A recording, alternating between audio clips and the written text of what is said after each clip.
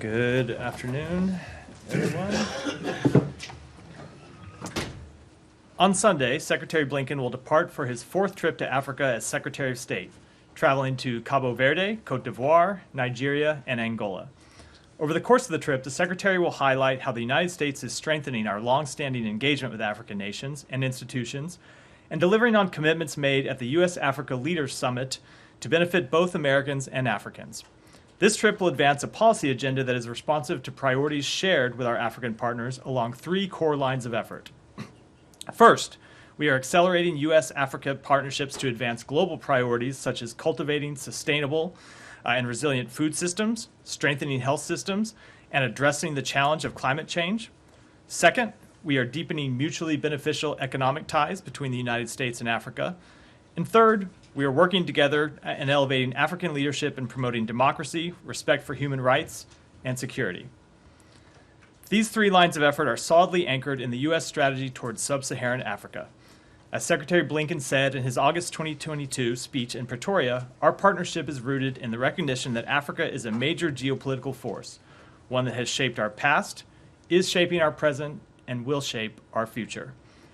America's prosperity is tied to Africa's growth, and African voices are vital to shaping the most consequential global conversations. The Secretary looks forward to continuing that conversation and making progress on all of these issues during this upcoming trip. With that, Matt, over to you. Okay, so not to cast any aspersions on the Secretary or his, the importance of Africa to the administration, but this will be the, I mean, he's spent more time overseas so far this month than he has at home. Is there a reason that he doesn't want to be here? I, as someone who, like the Secretary, has spent a lot of time away from home lately, I think I can safely speak for him and say that he would love to be spending time at home, seeing his family, as I know I would, and I'm sure I think most days my family would love to see me. But there are a number of pressing challenges, and that's the job. Okay, so in terms of this trip, it's coming. He's just done this big Middle East trip, and he went to Davos, which is slightly less urgent a task. But now Africa, and you have the situation in the Middle East compounding. Ukraine is still an issue. We have the situation with the Houthis in the Red Sea, where there was just more strikes today. Is he comfortable, spending time in Cape Verde, Ivory Coast, yep, Nigeria, and Angola, which are, important? I'm not saying they're not, but they are not the, most pressing issues. So I would say that they are incredibly important countries that require U.S. engagement. We have challenges on the continent of Africa, but as I said in my opening remarks, we also have a lot of opportunities that the President has made a priority and the Secretary has made a priority. So I think it's important that we make this trip and important that we engage in all the issues that I mentioned, from promoting democracy to deepening our economic ties. But I will also say that one of the things that you've seen the Secretary do during his travels is that no matter where we are in the world, he still tends to be focused on other challenges. And so you've seen in the Middle East, when he's in the Middle East, he's often on the phone with leaders in other continents, working on challenges in those continents.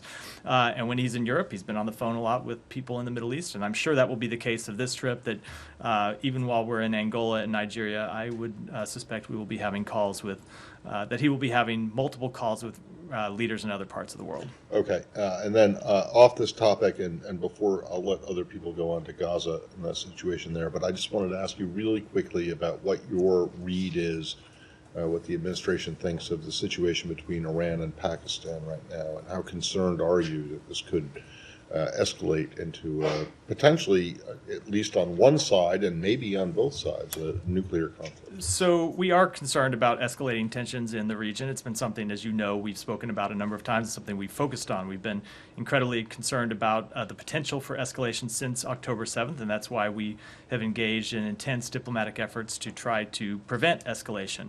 So I will say we noted the comments from the government of Pakistan about the importance of cooperative relations between Pakistan and its neighbors. We thought those were productive, useful statements, and certainly there's no need for escalation, and we would urge restraint on all sides in this case. Thank you. Yeah, go ahead, Alex. Just so we are clear, in this feud between Iran and Pakistan, triggered by Iran, who are you standing with? With the terrorist regime of Iran or with the non-NATO ally, major ally, Pakistan? So I think I made pretty clear yesterday that what we think about Iran's attacks, not just the strikes that it has launched in the past 3 days against 3 of its neighbors, but its long history of funding terrorism, of funding instability, and sowing discord in the Middle East. And that's something that we have seen contribute to the conflict in Gaza. You've seen Iran, the principal supporter of Hamas for years. They are the major funder of Hezbollah. They are one of the major funders of the Houthis. So we've seen the consequences of the actions that Iran has taken to add to regional instability, and that's why we continue to take actions to hold Iran accountable, but also send very clear messages to Iran that we don't want to see this conflict escalated in any way, shape, or form, which is the message I just sent from this podium. If it does escalate, which again is not up to Pakistan, can Pakistan rely on its major ally? So I don't want to get into hypotheticals. We don't believe this should escalate in any way, shape, or form. Pakistan is a major non-NATO ally of the United States. That will remain the case, but we would urge restraint in this case. We do not want to see escalation and do not think there is any need for escalation. Can we come back to South Caucasus? Yeah. Sure. I just to pick at that a little bit, you're sort of treating the Iran-Pakistan tensions as part of the spillover from Gaza. Do you see this as connected to that? No, I don't think it's in any way, shape, or form connected to Gaza. But whenever you see things, see strikes in the region, given the tensions in the region, there is the risk for an increase in conflict, which is something that we're trying to avoid. But do you assess that the initial strike was somehow, somehow is inspired by or related to what's been happening elsewhere further west? So no, it is in no way, shape, or form is or should be connected to the conflict in Gaza. I have more on Gaza, but if we're sticking on this, you can go ahead. Yeah. Thank you, Matt. Israel yesterday, the Israeli military occupied and destroyed the Isra University in Gaza. I mean, this is probably number 10 of all 10 universities that they have destroyed. And is it the assessment of this department or this government that this was a legitimate target?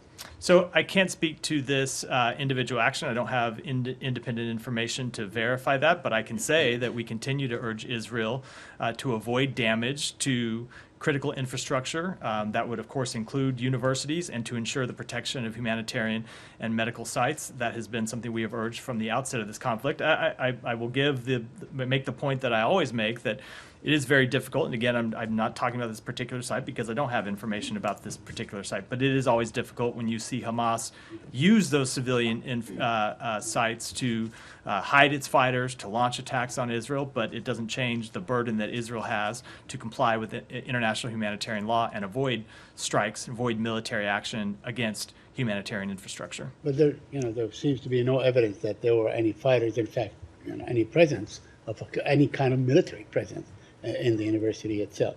But that, we've seen, you keep saying that you want Israel not to destroy the infrastructure.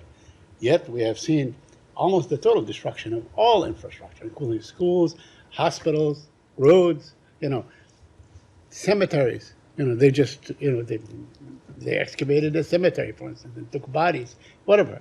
This is not exactly tell us in any way that the government of Israel is really paying heed to what you tell them, in any way, by any measure. They're not listening to you. So we have seen them take some steps to add civilian infrastructure to deconfliction sites. There are other things that we have urged them to do that we want them to do better on. It is an ongoing conversation between our two governments, and something that the Secretary spoke directly with the leadership of Israel in his trip last week. But again, there is also this problem that Hamas does continue to hide in and under civilian infrastructure. So when you see a strike against any one piece of civilian infrastructure, to assess the validity of that strike, you have to know what it is that was there, and we don't always know that. At least I don't know that when I'm speaking from here. Yeah, and I a couple suspect that more- a lot of the people writing about it don't know it either. It's very hard to know the facts on the ground. Okay. The West Bank is basically, the situation is just getting completely out of control. The Israelis are doing their excursions on a nightly basis. They killed 10 yesterday. They keep going into these refugee camps in the West Bank and so on. They have been struck by unmanned aerial vehicle, drones and so on. They have been struck even by fixed wings a couple of times at the beginning of the month. So I just want, what are you doing to sort of calm the situation down in the West Bank? So I will say that Israel faces very real security challenges, and it has the right to defend its people, and it has the right to carry out counterterrorism operations. Those need to be carried out in coordination with, or in compliance with international humanitarian law. We do remain deeply concerned about maintaining stability in the West Bank, and we continue to urge Israel to take all feasible measures to protect civilian lives in the West Bank, just as we encourage them to do in Gaza.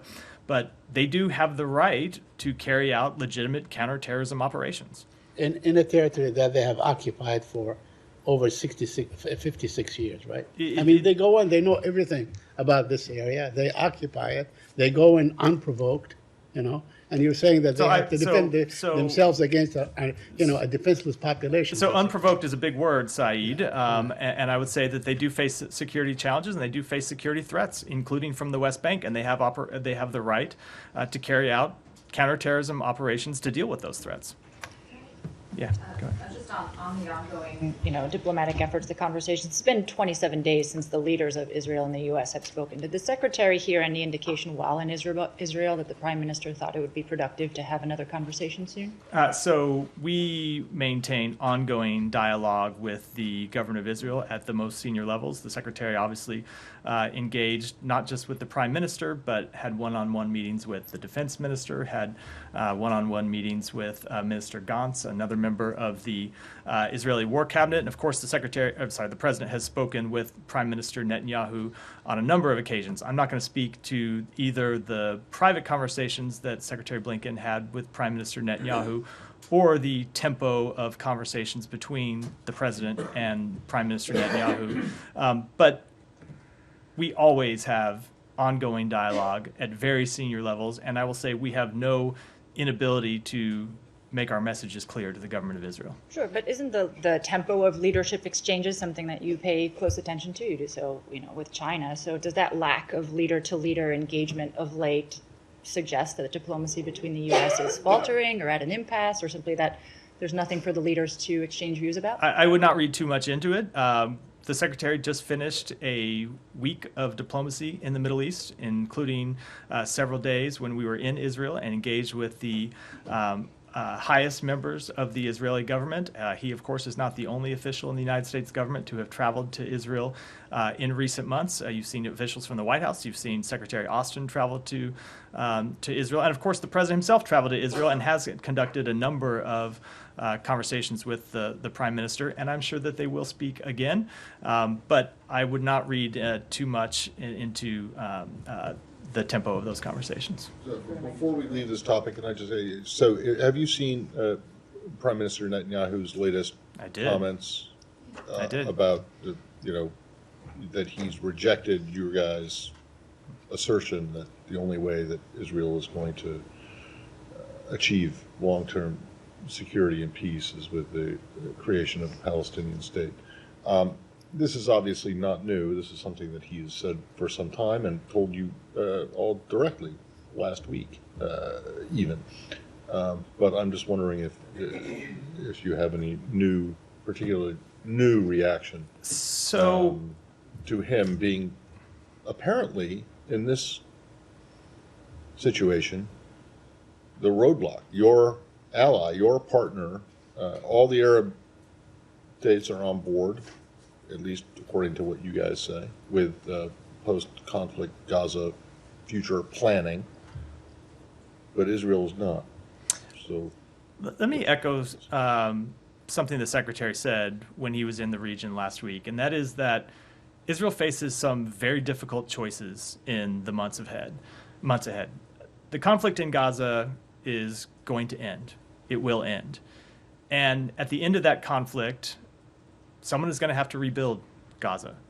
Someone is going to have to govern Gaza. Someone is going to have to provide security in Gaza. And one of the things the secretary was able to achieve in his travels through the region last week are commitments from other countries in the region that they would participate in the reconstruction of Gaza, that they would participate in helping establish Palestinian-led governance of Gaza, but they would only do that if there was a tangible path to establishment of a Palestinian state. But the question is actually bigger than that, because the question is not just about the short-term future of Gaza, but it is about how you solve this long-term challenge that Israel has, which is how Israel ensures real security for itself and how it ensures that October 7th is never repeated again. And the opportunity that Israel has right now before it is that for the first time in its history, you see the countries in the region who are ready to step up and further integrate with Israel and provide real security assurances to Israel. And the United States is ready to play its part too, but they all have to have a willing partner on the other side. So we will continue to reiterate to the leadership of Israel, the government of Israel, and to the people of Israel that these are the opportunities that they have, these are the challenges that they face, but there is no way to solve their long-term challenges, to provide lasting security, and there is no way to solve the short-term challenges of rebuilding Gaza and establishing governance in Gaza and providing security for Gaza without the establishment of a Palestinian state. And so this is clearly going to be a conversation. We've had direct conversations with him, and now we're having a public conversation So as you well. think- But think it's going to that- be that- it's going to be a process. you think that Netanyahu is basically squandering an opportunity for real lasting peace for his country? I don't want to characterize his remarks, but I will say that there is a historic opportunity that Israel has to deal with challenges that it has faced since its founding, and we hope the country will take that opportunity. All right, and then the what makes you said at some point at the beginning of your answer, you said at some point the war in Gaza is going to come to an end. Why are you so confident of that? The situation right now appears to be one in which this is going to be never ending, and the youth who survive in Gaza, Palestinian youth, have been radicalized to the point where, or seem to have been radicalized to the point where there isn't going to be an end anytime soon, even with the creation of an independent Palestinian state. That is such a good question, Matt. I will say we believe that the short-term conflict will come to an end. We've had conversations with the Israeli government about that, about how they will transition to lower tempo operations. But they see an end to this conflict. We see an end to this conflict. But you're right. Are you convinced that the Israelis do see an end to this conflict? I'm convinced that they do. But to get to your underlying question, that does not solve the long-term challenge. And we think the only way to solve the long-term challenge is to offer a solution that answers the legitimate hopes, dreams, aspirations of the Palestinian people. And the last one, based on Saeed's question about the demolition of the university, I don't know if you've seen the video. It's pretty widely available. I have seen the video. It certainly looks, it looks like a controlled demolition. It looks like what we do here in this country when we're taking down an old hotel or a stadium. And you have nothing to say? You have nothing to say about this? To do that kind of an explosion, you need to be in there. You have to put the explosives down, and it takes a lot of planning and preparation to do. And if there was a threat from this particular facility, they wouldn't have been able to do it. So I have seen the video. I can tell you that it is something we are raising with the government of Israel, as we often do when we see raising is when, what? when, Like- when we see to ask questions and find out what the underlying situation is, as we often do when we see reports of this nature. But I'm not able to characterize the actual facts on the ground before hearing that response. Yeah, but you saw the video. I did see the video. I don't know what was. It looks I like, don't you know know, what was a under that bridge being imploded. I don't know or what was something. under that building. I don't know what was Well, inside. yeah, inside. but it doesn't that building. matter what was under the building because they obviously got in there to put the explosives down to do it in the way that they did. Again, I'm glad you have factual certainty about it. I just I don't. don't. All I just have don't. is what I do- saw in the video. I just right? don't. And I think you guys but saw I it can too. say we did see it, and I can say that we have raised it with And the it's government not of Israel. troubling to you? We are always troubled by any degradation of civilian infrastructure in Gaza, but without knowing the actual underlying circumstances, I'm a little hesitant, I think for reasons that should be understandable, to pass definitive judgment on it from this podium. Can I ask you just a Yes, quick go follow-up? ahead. Not on come this to you issue, next. but on something that you said. You said you see an end to this conflict in the short term and so on. Yeah. What does this end look like in your view? So we believe that there are military goals that are achievable for the government of Israel.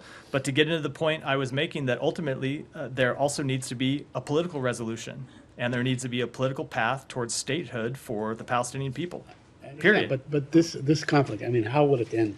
How is it going to end? I did You not know, bring the my pres- crystal ball today, Saeed, so I'm afraid I'm But not going to you know, offer you- any but predictions. you've become quite an expert at what's that? And I'm saying you guys have a great deal of expertise that basically can give you sort of a direction on how this is going to end at one point, whether it's next month or in 2 months or whatever. So I am not going to make predictions about it, but we do believe that this conflict, as all conflicts do, will end at some point, and that there needs to be a political path forward for the establishment of a Palestinian state. That is the only way, not just to answer the legitimate hopes, dreams, aspirations of the Palestinian people, but it is also, and this is critical, the only way to provide lasting security for the Israeli people.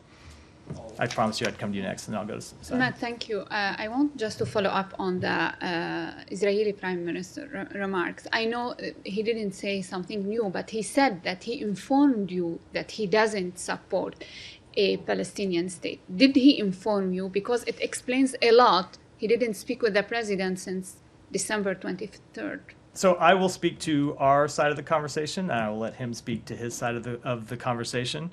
But what I will say in speaking to our side is that the points that I just made publicly from this podium about the path forward, the opportunities for Israel, and the challenges that Israel faces are points that Secretary Blinken made very clear in all of his meetings with leaders of the government of Israel.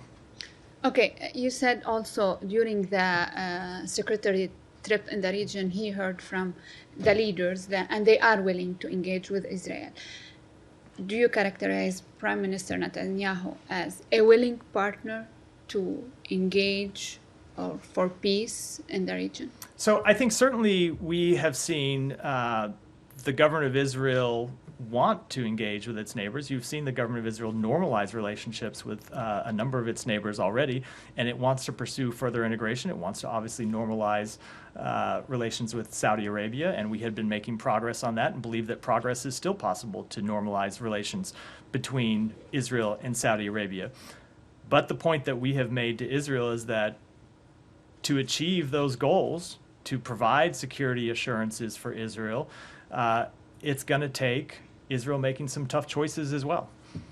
One more question on Lebanon. I know that the risk has been high for a second front or bigger front. There's a front going. But given the new statements by the Israeli leaders and also the threat from Hezbollah, do you see the risk is higher on the northern border? So I don't want to assess any change in risk, but we have always thought the risk was high for escalation in the northern border since October 7th. And that's why we have made it a focus of our diplomatic efforts since October 7th in making clear to Hezbollah that they should not escalate. You saw the president speak on October 7th itself, making clear that any enemies of Israel who wanted to capitalize on this situation for their own perceived benefit should not do so. And that's a message we've continued to send loud and clear. And we've engaged in diplomatic efforts to make clear that there is a path to de-escalation, and we think that's a path that ought to interest both Israel and all other parties in the region. Thank you so much. Yeah, Simon, go ahead. Come back onto the Prime Minister Netanyahu's comments. So your response seems to be, and what you were saying in the region is, you've outlined very clearly for the Israelis how there's an opportunity here, right? But what they need to make these tough choices.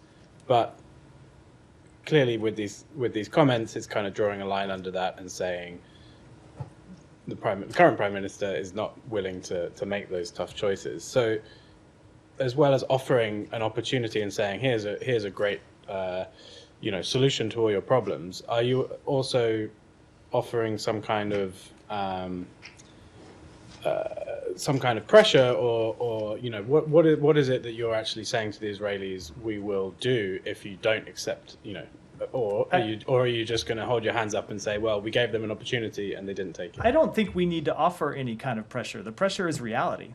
The pressure is the reality that I just laid out, that without a tangible path to the establishment of a Palestinian state, there are no other partners in the region who are going to step forward and help with the reconstruction of Gaza. There are no other partners in the region who are going to step forward and help establish Palestinian-led governance of Gaza. There are no other partners in the region who are going to step forward and integrate with Israel and make further assurances about Israel's long-term security. So that's just the reality. It's not the United States exerting pressure or not. It's the reality of the situation that Israel faces.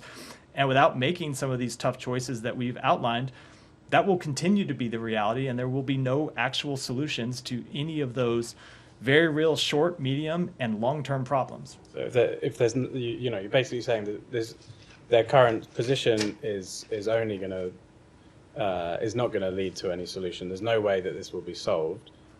Does that mean cutting? Do you continue to supply weapons and other support to an ally that is not listening to the warnings that you're giving? So I know that's a question I get a lot, and I will answer it by saying, Israel is a longtime ally of the United States.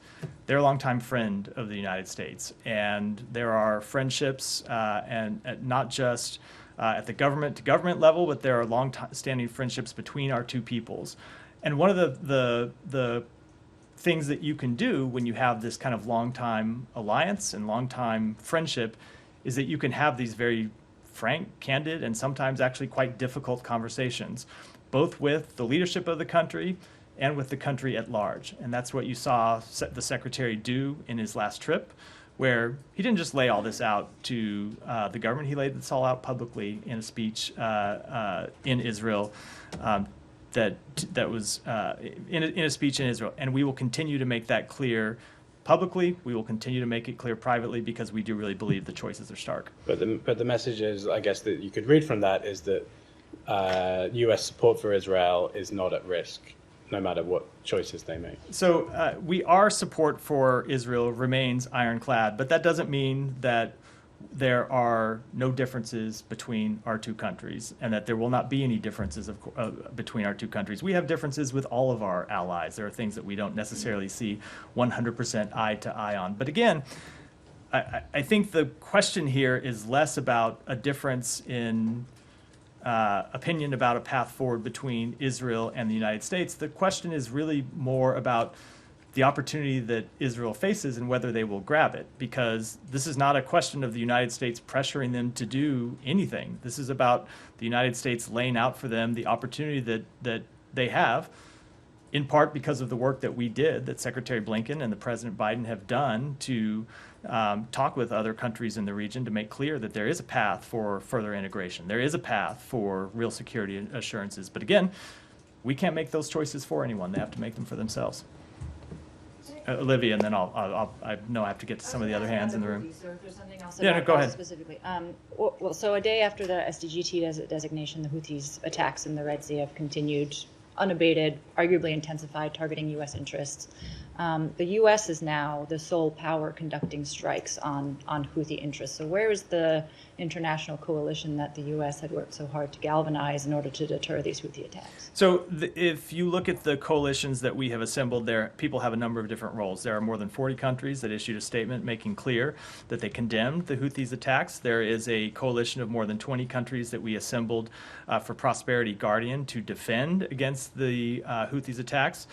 There are all the countries at the United Nations Security Council who voted to make clear that those attacks are unacceptable. And then there are the countries that participated in direct military action. And of course, that is a smaller group of countries. It's always going to be the case when it comes to action of this nature. I will say that we will continue to use all the instruments of military power, and that includes, all the instruments of national power, and that includes not just military power, but it also does include our diplomatic efforts. We think it's important that other countries of the world have made clear to the Houthis that these attacks are unacceptable and that these attacks must stop. And we will continue to use our sanctions authority to deprive the Houthis of resources and to further our efforts to crack down on people who provide them with finances or provide them with military equipment. But we have been clear that we've said from the outset that we did not think that the attacks would stop after our first military strike, that we would have to take further action. You have seen us take further action, and we're committed to continuing to do so because the attacks on commercial shipping are just unacceptable. They don't have anything to do with the conflict in Gaza, and they need to stop. Right. I recognize that the statements were made, the resolutions were passed, but I mean, just as an example, you saw the president of France saying that France declined to engage in these more kinetic activities out of fears of escalation. So is the U.S. risking being, again, sort of the sole power undertaking this more military-focused kind of activity? I don't agree. I would not agree with that characterization, only because of the reasons I just outlined, which there are a number of countries who have made clear that these attacks are unacceptable. And we are the ones who, of course, are leading the military response to actually add some teeth to that statement, but we certainly think the diplomatic statements are important as well. Janie, go ahead. Thank you, Matt. The Russian ambassador to South Korea said in an interview with the South Korean press that he was ready to improve relations between Russia and South Korea, and he wanted a high-level dialogue between South Korea and Russia. How can you explain Russia's intention to Russia dual action toward South Korea while engaging in military cooperation with North Korea? So I have not seen those specific comments, so I'm going to decline to comment on them from here, and I'll take it back and get you an answer. Yesterday they heard. Yeah, I just didn't see the specific comments. Okay, second one. Do you have anything on the United States and South Korea, Japan representatives of Korean Peninsula meeting in Seoul? Let me take it back and get an answer on that as well. Go ahead. You. Thank you, Matt. Very quick question on Bangladesh. What steps will the United States take in response to the reported sham election in Bangladesh involving the undermining of democracy and imprisonment of thousands of opposition members? As you mentioned in your statement, that election was not free and fair. So we do remain concerned by the arrest of thousands of political opposition members and by the reports of irregularities on election day. We share the view with other observers that these elections were not free and fair. We regret that not all parties participated, and we condemn the violence that took place during elections and in the months leading up to it. We are now encouraging the government of Bangladesh to credibly and transparently investigate the reports of violence, to hold perpetrators accountable, and we all urge all parties to reject political violence. Go ahead.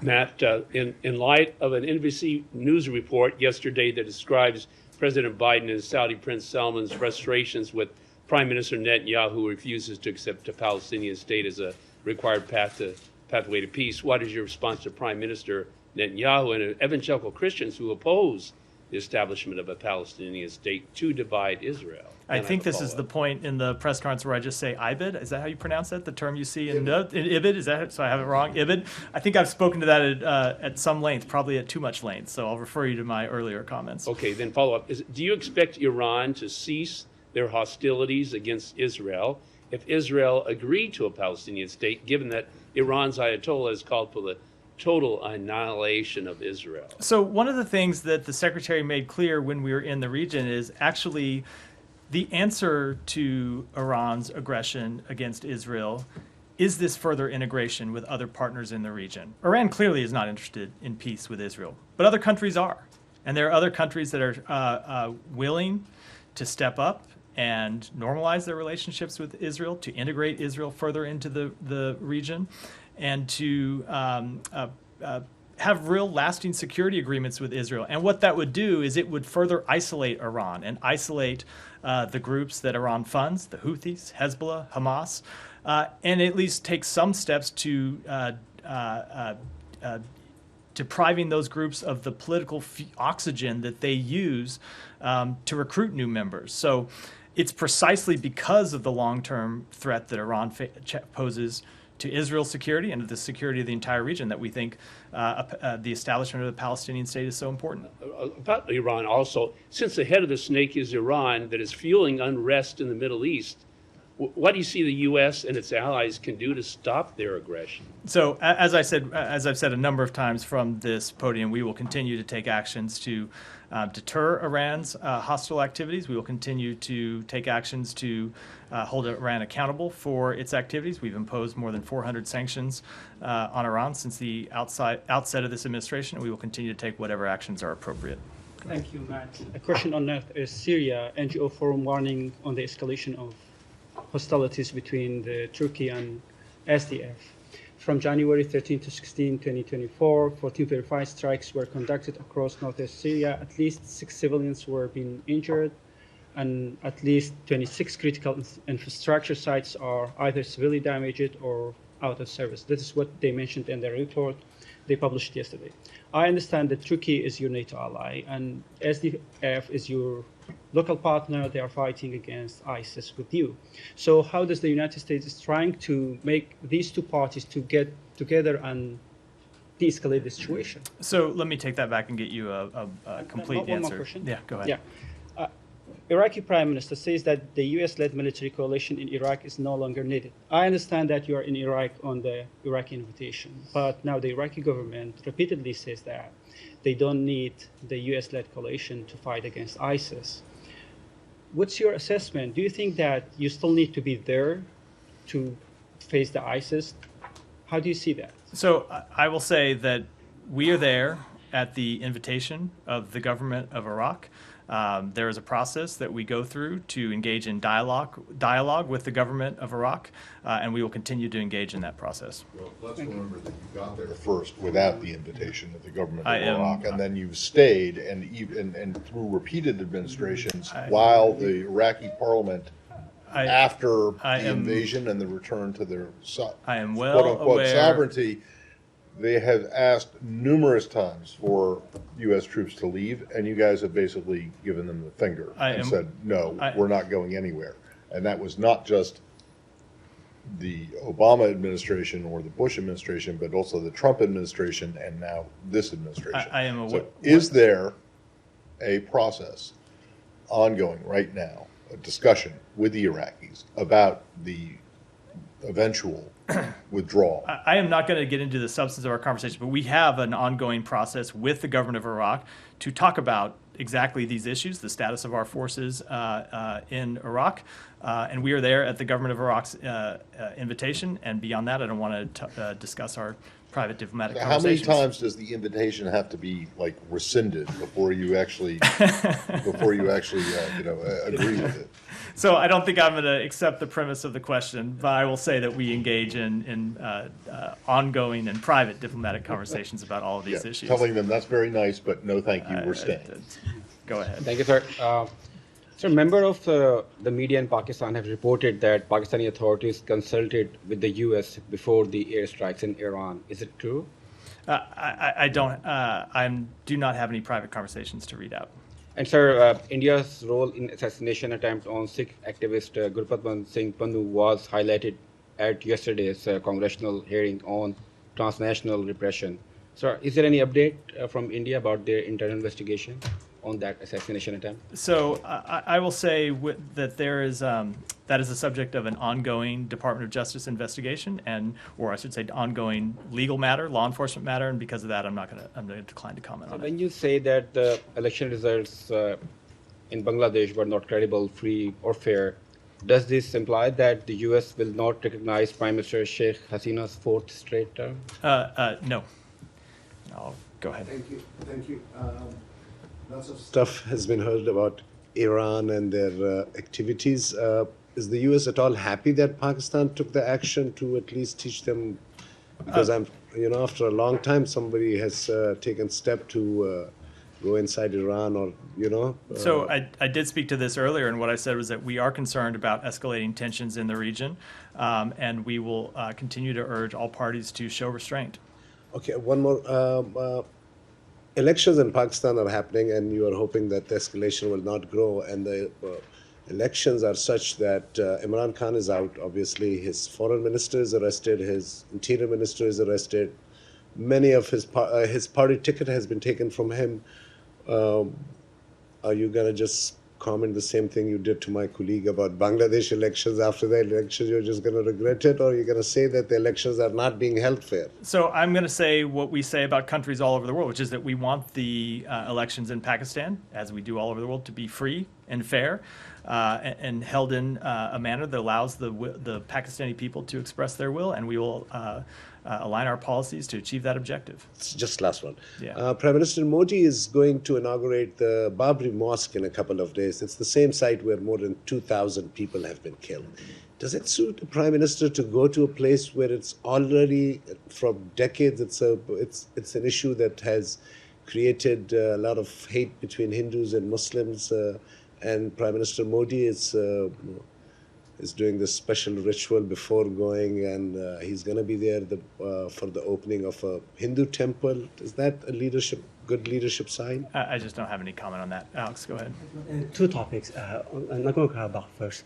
I was hoping you could update us on the latest efforts about the peace process between Azerbaijan and Armenia. Last week, Special Advisor Obama was in the region to carry Karabakh talks, but he avoided Baku. Any reason why, and also any sense of what he heard in Armenia, any message he conveyed? So I'm not going to get into the exact substance of those meetings, other than to say that we welcome the work towards peace between Armenia and Azerbaijan. We support the sovereignty and territorial integrity of both countries. We hope they will sign a durable peace treaty that recognizes such sovereignty and territorial integrity. The sooner the better. The parties have made significant progress over the past year, and we encourage them to maintain momentum, building on past negotiations, and conclude an agreement. Thank you. And second topic, today marks 3 months since the detention of Radio Free Europe reporter also Kurmashova in Russia. Do you have any message to her family, to 2 little daughters who are also American citizens, to colleagues at RFR who are, some of them are American citizens, and watching and wondering, 3 months in, the State Department still refuses to recognize the detention as wrongful? So I would say that it is a case that we continue to focus an enormous amount of attention on. It's something we continue to look into. And as I have said a number of times, that just because we have not made a wrongful detention determination at any point does not indicate anything about the work that we are doing or about what our future posture may be. We are constantly gathering information in all of these cases, assessing facts, assessing the law, and helping guide us to what ultimately will be the right determination. I understand that, but when push comes to shove, when you offer something to Russians about American citizens detained in Russia, you did not include Al-Sun last time. I just don't have anything further to add on it beyond what I just said. Well, that'll wrap for there, unless Matt has as I did a yesterday, lagniappe for I the have end. one last one on Guatemala. Yeah. So after I asked you at the last question of yesterday's briefing about Guatemala and the criticism or complaints from some people about your policy towards there, well, not just after, it was about 4 hours after, as I was walking out the door, with no heads up that you guys were going to do this. Give me a heads up what time you're leaving today, and I'll try to make sure we make any news before that, well, so it's not to right disrupt now. your commute. I want to leave right now, but anyway.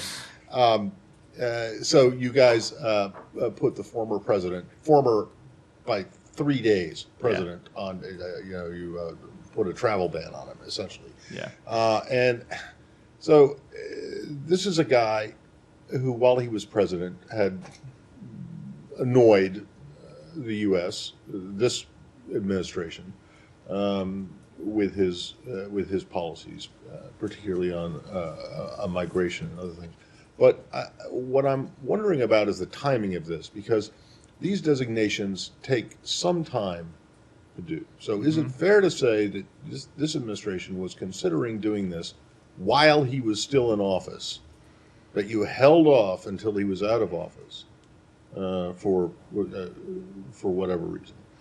I will answer that by saying whenever we take any sanctions action, we look at that action and the timing of it and try to achieve both the maximum impact and we try to minimize any downside risk. And so in making the determination about when to impose this sanction, obviously, as we said in the statement, we had evidence of his involvement in significant corruption.